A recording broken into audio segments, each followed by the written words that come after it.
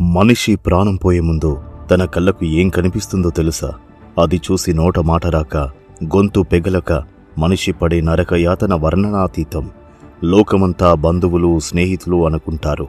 కాని ఆ క్షణంలో మీకు తోడుండేది కేవలం మీరు చేసిన పాపపుణ్యాలు మాత్రమే. అప్పుడే రంగప్రవేశం చేస్తారు ఆ భయంకర రూపాలు. గరుడ పురాణం ప్రకారం ప్రాణం పోయే సమయానికి మనిషికి దివ్యదృష్టి వస్తుంది. అప్పుడు కుడి ఎడమల వైపు ఇద్దరు యమదూతలు కనిపిస్తారు. వారి కళ్ళు కాంతిహీనంగా, ముఖం నల్లటి రంగులో, చేతిలో భయంకరమైన పాశాలతో మనిషిని బంధించడానికి వస్తారు. వారిని చూడగానే మనిషి భయంతో మలమూత్రాలు విసర్జిస్తాడు. అప్పుడు ప్రాణం కళ్ళ ద్వారా కాకుండా మరో మార్గం ద్వారా బయటకు వస్తుంది. మరణం తర్వాత మన ప్రయాణం ఎక్కడికి?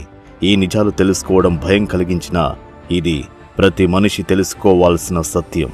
గరుడ పురాణంలోని మరిన్ని రహస్యాల కోసం వెంటనే మన ఛానల్ని సబ్స్క్రైబ్ చేసుకోండి. ప్రాణం శరీరాన్ని వదిలాక ఆ ఆత్మను యమదూతలు ఎక్కడికి తీసుకెళ్తారు? ఆ ప్రయాణంలో ఎదురయ్యే మొదటి అడ్డంకి ఏంటి? వచ్చే ఎపిసోడ్లో చూద్దాం. Don't miss it.